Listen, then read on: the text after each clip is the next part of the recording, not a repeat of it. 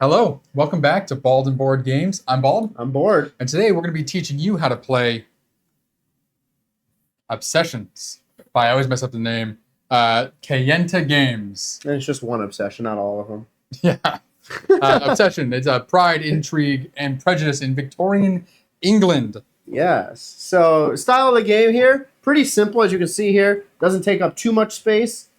And the goal is you're running an estate. So, you have your house, you have your workers, you're throwing parties and events. And at the end of a set of rounds shown on our tracker here, we will see who had the best, the best estate. Yeah. The most prestige, we'll call it. There we go.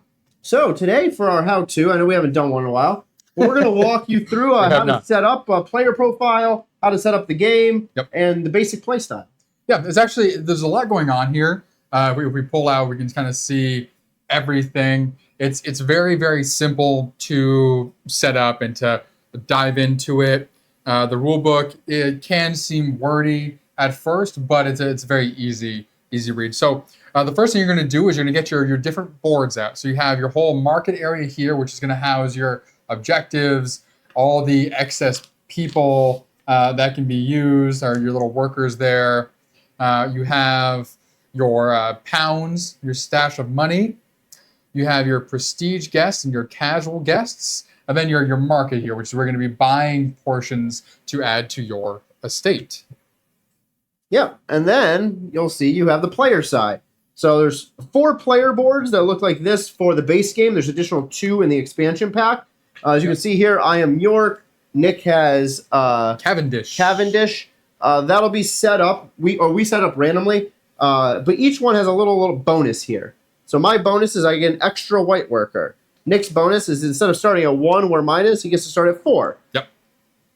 So pay attention to that if you're actually drafting yourself instead of just randomly choosing it. Yeah, I have more influence. Yeah, some start off with more money. I forget what the other one starts off with, but there's a perk to everybody, which is nice. And the base game comes with all these nice, handy boxes that you can house everything. It even comes with the boxes for the expansion, which is great. And they're all nice like this. The base has the Cavendish, the House of Asquith, the Ponsonbe, and then your York people. Yep. And the game board's simple. So your player board actually is just this. You have your order of play, you have that bonus, and then you have your movement. So you have active service, and then eventually you'll move your people as you use them. Then you're building your estate, as Nick said. So everybody starts with these 5 locations: the bowling green, front parlor, main gazebo, butler's room, and private study. Yep. And we'll talk about how you use those later. Additionally, we each have 4 of our specific patronage and family. It's a familia. Yeah, we all have a father, a mother, an heir, which is the son, and a daughter. Yes. And this, as well as others that you'll gain, those prestige family members and guests, will help build and help you utilize them to gain all this experience, everything else. Yeah, these are all part of your gentry deck. Yes. Which will slowly grow. It's a fun word. And then in the middle, what do we got here? So in the middle here, we have our tracker. This is for our individual rounds. So each round, after we finish, we'll be moving that on to the next round, 2, 3. And then we have some icons along the bottom here, which we'll get into in a moment. This little guy here, this purple one, just marks who's the first player. After each round, this first player token will pass counterclockwise to the next individual. Up here, we have the what the season is about. So a season is from the starting point here all the way to the courtship phase here. When this courtship phase comes, that's where these season cards come into play. And essentially what it is whoever has the most points in this season will get to choose one of these Fairchilds. Those are the individuals who are trying to court this entire game. And they're very powerful gentry cards. So for the next round, or set of turns in a round, you will get use of that gentry card exclusively. And then it'll reset once the next courtship comes, because there would be another one of these cards for the next phase, and so on and so forth until the end of the game. Over here we have VP cards. At the end of the courtship phase, not only does the person get the Gentry, but they would also get the VP cards if they have the most points in that season. And there's also multiple guests that one of their effects on their little guest card here will actually say to take a VP card. Yeah. So you could gain a bunch of VP cards. If we just show an example of one, you have 2 benefits. So you can keep it for endgame victory or prestige points, or you can just use it for its ability. So in this case, you get 200 pounds. So if you're running a little low on money or whatever the benefit is, you can just turn it in at any point and gain that effect. Yes, you can. So on these round spots here, the turns, so the different icons. This village fair is on every single side. I think all of them are. So what this means is if you have done your private study tile, so we'll explain how to complete these. But essentially, if this is flipped over, then when the village fair comes about, you will get a benefit from it. So here on this tile, it says future village fair produce 300 pounds and 2 influence. Objective card here means take an objective card. There's another village fair spot. So if you have that village fair completed, you will get the benefit again. National holiday, I forget exactly what that is, but luckily this game comes with some handy reference cards. So a national holiday, players are permitted to host any activity and any guests during the holiday round. So there usually is a limitation on what you can host, which we'll go over in a minute. And on a national holiday, that is not the case. The Builder's Holiday means that you can buy as many things from the Builder's Market up here as you'd like. Typically, you can only buy 1 per turn. And then, of course, you have another Village Fair down here, and another objective section. And the last thing to mention on here, so I mentioned this courtship area beforehand, which is the end of a season when you court the Fairchilds. Additionally, this is when you would be getting rid of one of your objective cards that you have currently collected. I'm sorry, I misspoke here. The objective section here, you actually draw 2 objective cards when you land on that spot. And then the very last thing here, on the bottom, you'll see it says begin service tile reserve, begin PR1 tile reserve, and then this is just telling you this is the extended play. So if we go back up to the Builder's Market, up here, do you want to pull them back up so you can see here?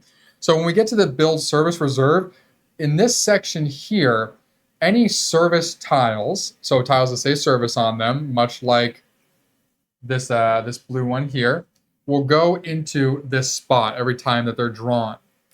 And then all the blue ones. Yeah. And then when we get to the PR1 tile reserve, which is up here, means anything that has a 1 rating on it, which again is on the tile right there, will go here, and they just stack up continuously every time that they're drawn instead of going down to this Builder's Market when it's refreshed. Yep.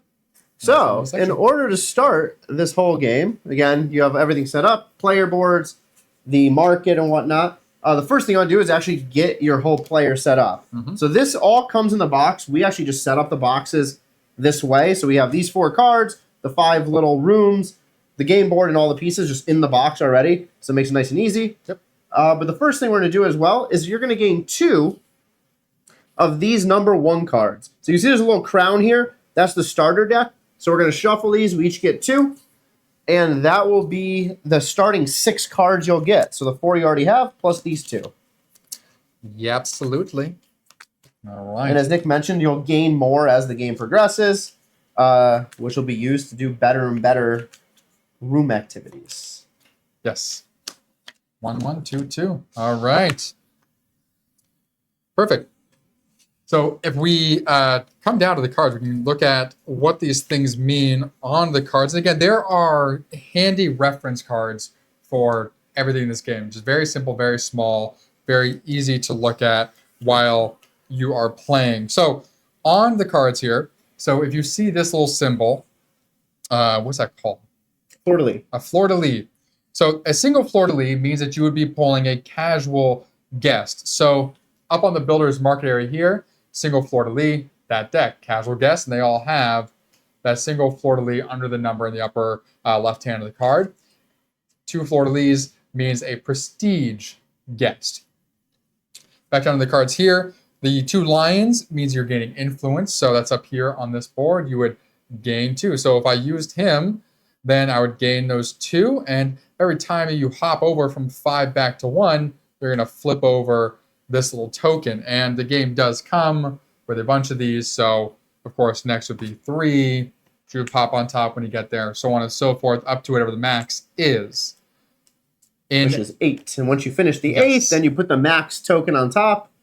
And you could go back down, though, which is interesting to know. You could get either the opponent could force you to go down, or you can play a card that's a great card, but it has a negative consequence on it. And 8 is the max. Actually, it's 9 is the max in an extended game.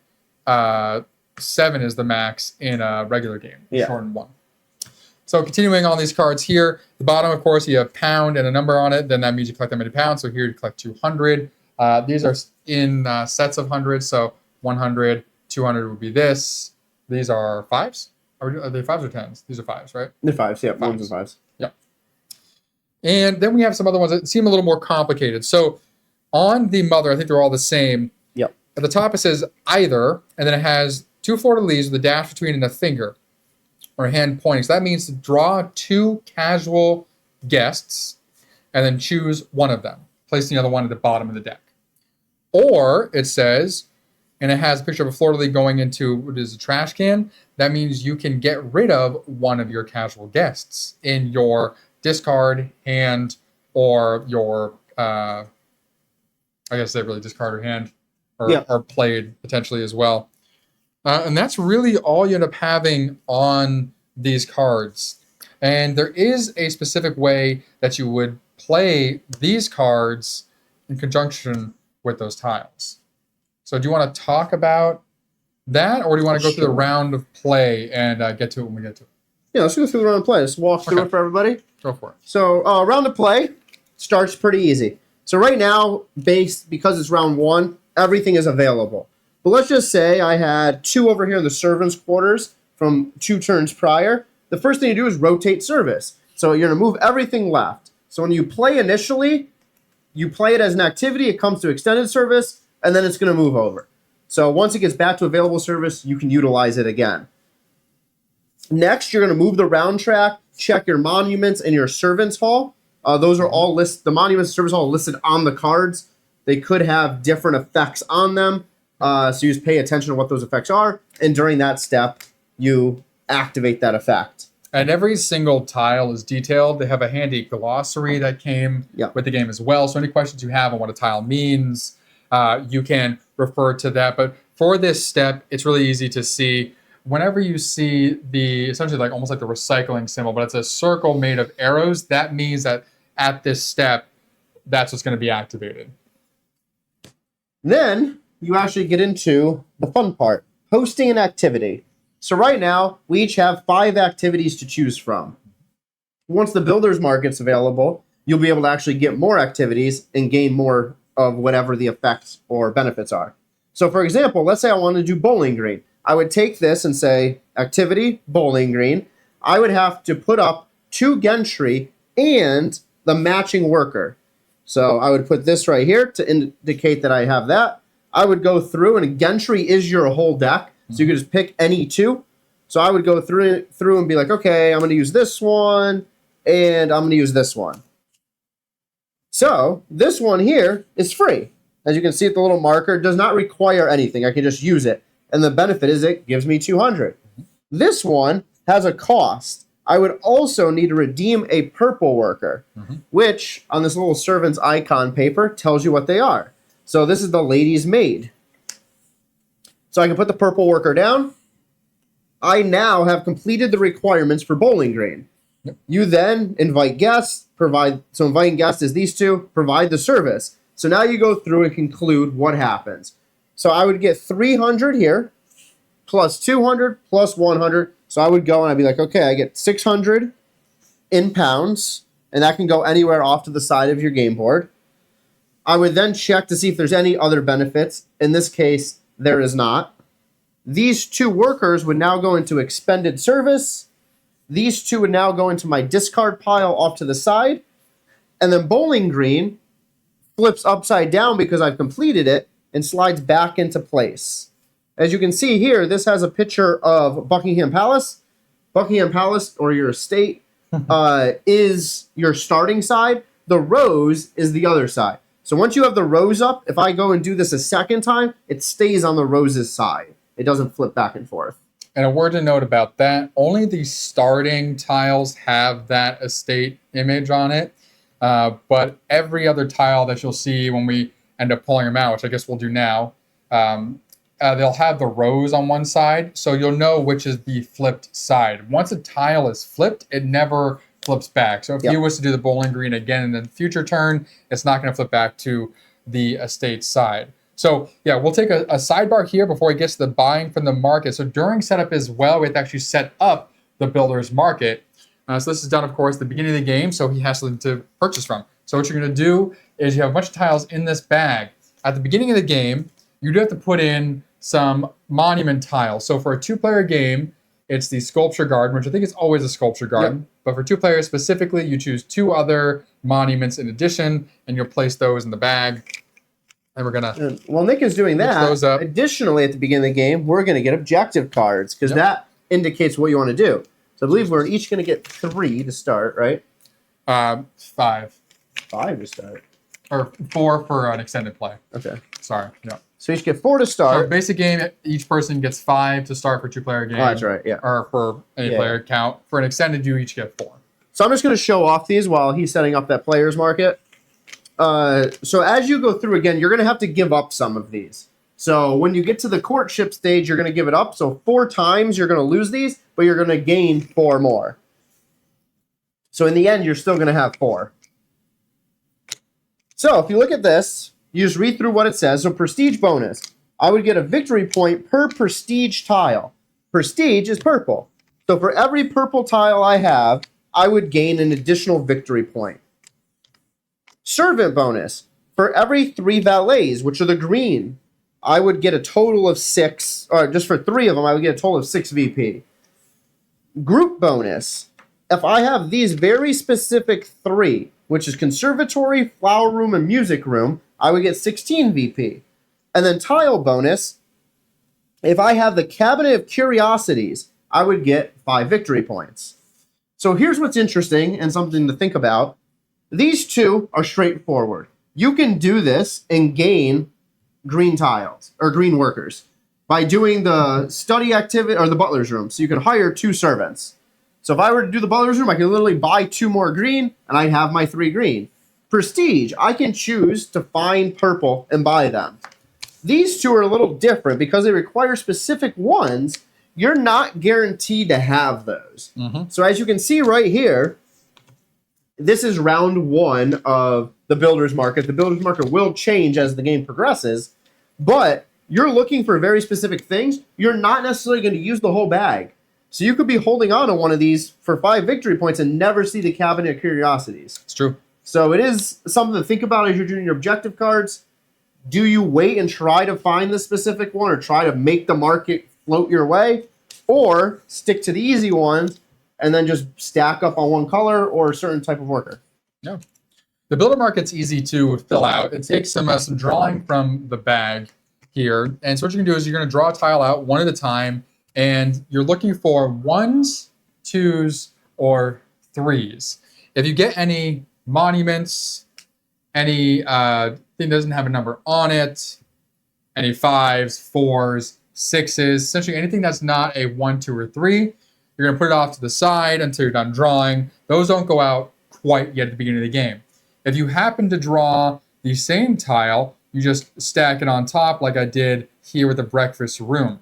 Once you have 6 or more, if they're stacked, tiles to fill each spot, you then order them in ranking. So on the bottom here, there's a small number, and you're going to order from left to right in ascending order. So smallest number here, largest number there. So not talking about the 1 and the 3, but here it's really small. So it's 35, 45, 55, and so on. And anytime that you refresh the builder's market, this is what you're going to do. But when you're refreshing it later on, you don't have to worry about this big number. All you're worried about is filling in whatever empty space is there. If you ever have to draw multiple, you're going to order them again in ascending order from smallest to largest for those empty spots. Yep. But that's the setup of the builder's market. Now we can hop back in and Steve can look to purchase. Yeah. So this is now into step 7. So steps 3 through 6, again, happened all at the same time. That was me playing the tile for 3, playing my 2 guest cards for number 4, playing the workers associated for number 5 and providing that service, and then redeeming, which is enjoying the favors of what was on the cards as well as the tile for number 6. So number 7 now, buy from the market. So now I have 600 pounds based off of that activity that I completed. I can go through, decide to buy anything there. But first, I want to flip and see what is our season. So our season is the estate season, which is the orangish color. Which are not up there. Which are not up there. So now I can look and be like, okay, what is my benefit? Well, my benefit right here is this. So Heritage Guest Suite. I only need to submit one casual guest, which is a one fleur-de-lis, a white worker, which I have 2 of because I'm the York family, and I can double all favors on all of my guest cards. So that's a pretty good location. So I'm going to take that. I'm going to pay my 600. Now we're going to slide this over. But you don't add anything yet until you're finished. In this specific stage, I can only buy once because we're not in the Builder's Holiday. But until that whole phase is complete, then we fill it in. Boop. We got a 5, so that's on the board. Perfect. Then number 8 is clear the board. That is just clear your player board. So again, that's discarding these cards, making sure your used workers goes into the expended service, and then flipping your tile to the rose side and putting it back down into your area of rooms. Then it's going to move on to the next player. Yep. And then I would go and I would do exactly the same thing. I'm not going to repeat that because Steve has already done so. But what we're going to do instead here is we'll talk about what happens here when we get to the courtship phase. So I changed this card out for a brown one since Steve has 2 of those brown tiles. A better example for you. So when every person has taken their turn in this 4th turn here, it goes on to the courtship phase. In the courtship phase, you do not host any activities. All you do is you first would choose an objective to get rid of. So we're going to discard. Everyone discards one objective. Boom. And then you look to see who is going to be courting one of these Fairchilds. So what you do is you look at the tiles that each person has in the color of the season. So you look at the victory points. Steve has 4. I have 3. So Steve, in this instance, would have won that season. So Steve would be able to choose either of these Fairchilds. Now, these are very valuable for a couple reasons. 1, there's no influence requirement to play them. 2, they're worth a lot of victory points if you have them at the end of the game. And 3, you get a lot of benefits for using them. So here, for Charles Fairchild, you would get 3 influence when you use him.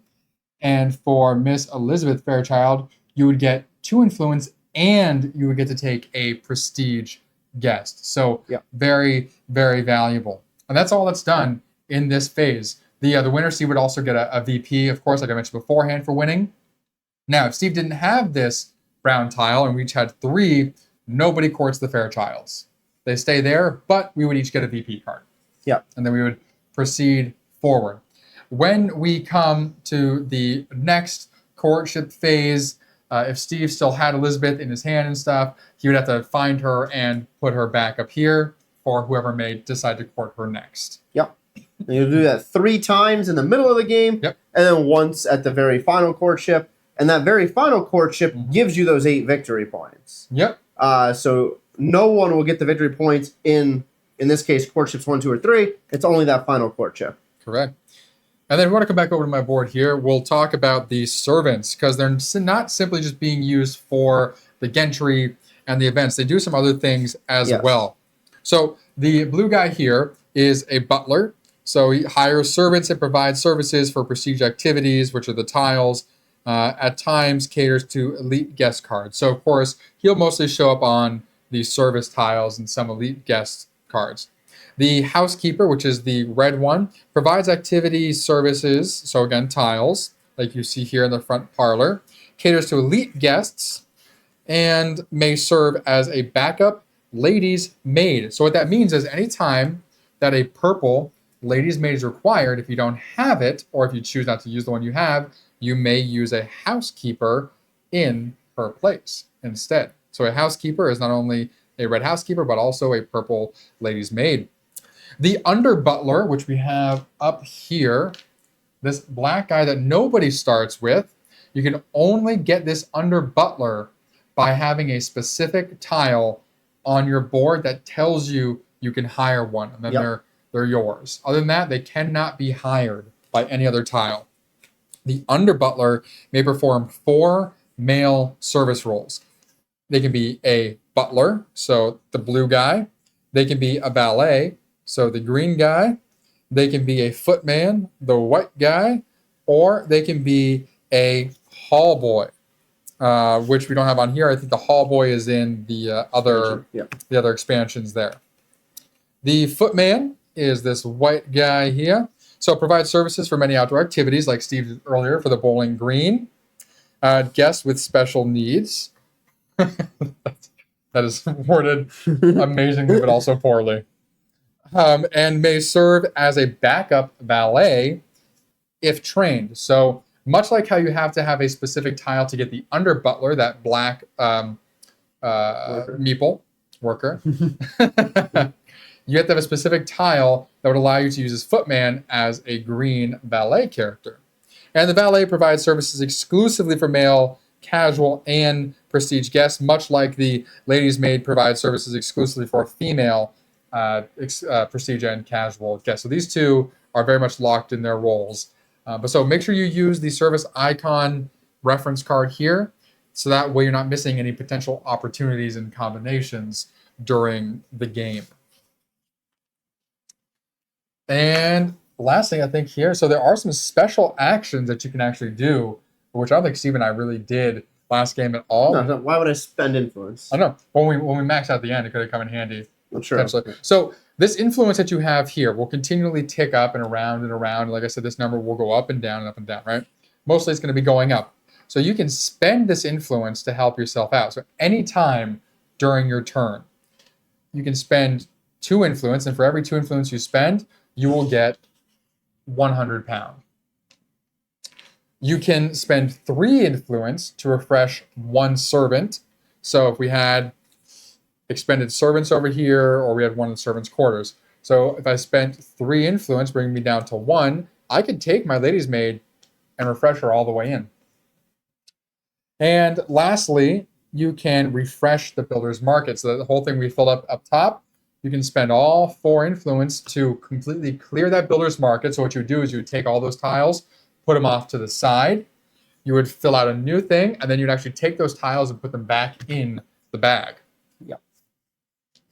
So, on top of that, as you're playing, 2 scenarios will happen.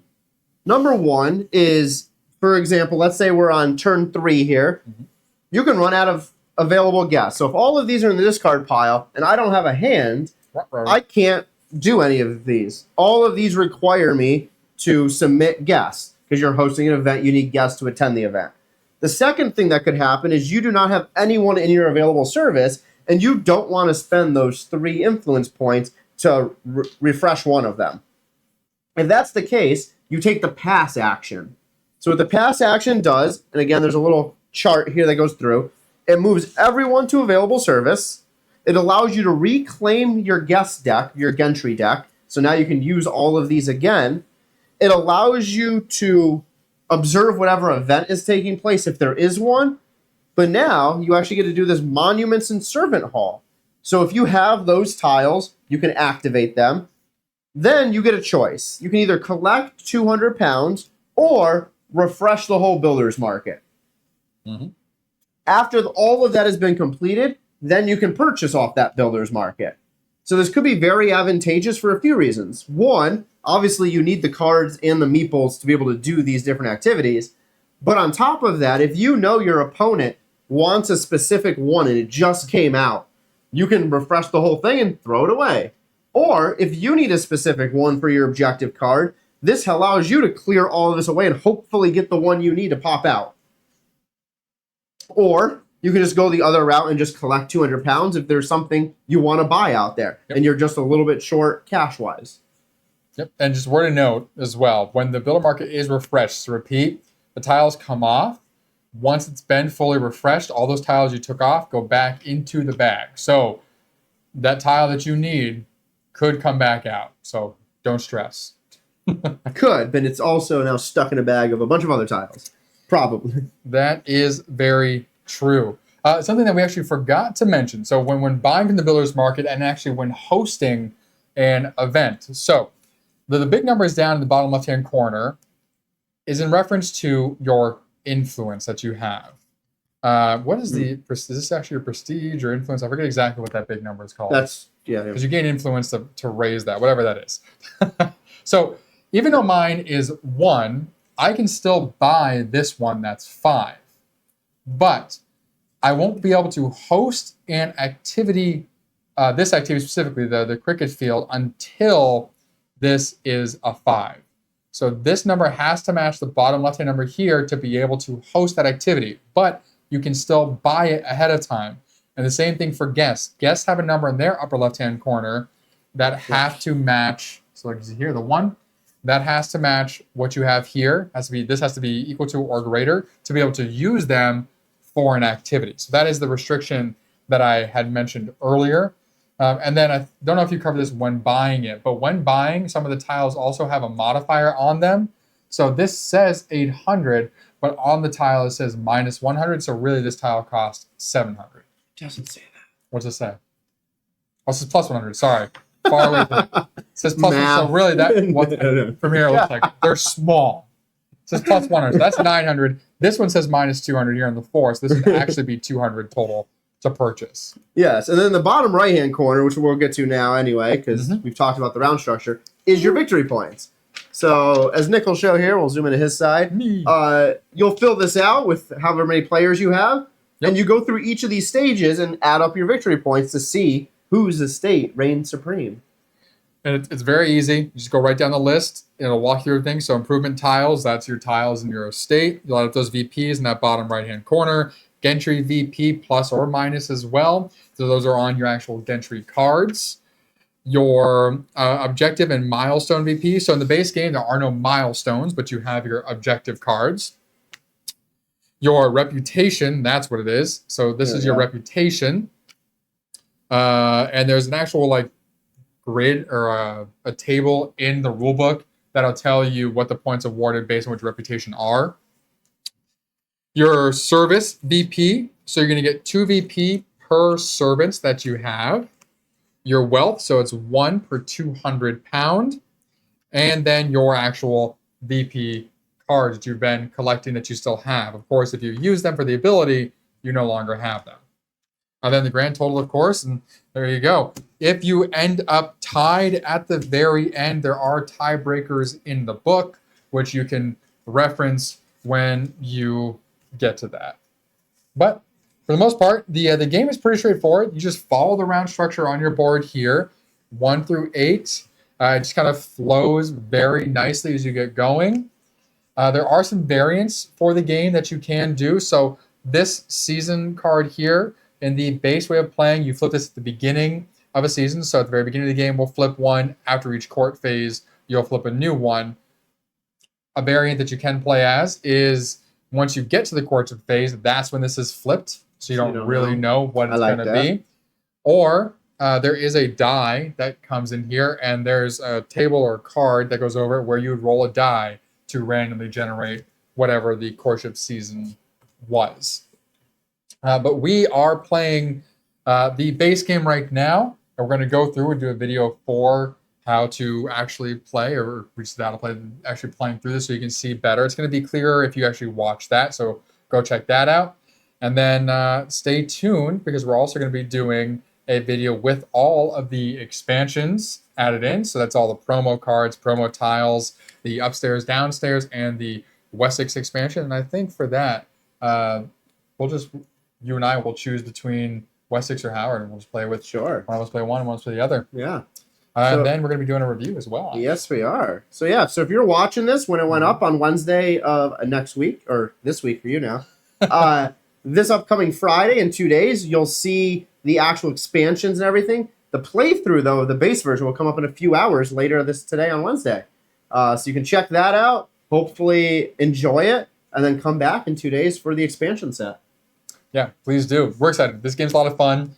I'm sure the skin can be potentially off-putting if you're not into the kind of the Bridgerton vibe, but give it a chance. It's a lot of fun. It is a tile tableau building and worker placement at its core. And if two bald guys can enjoy it, then you can too. Yep.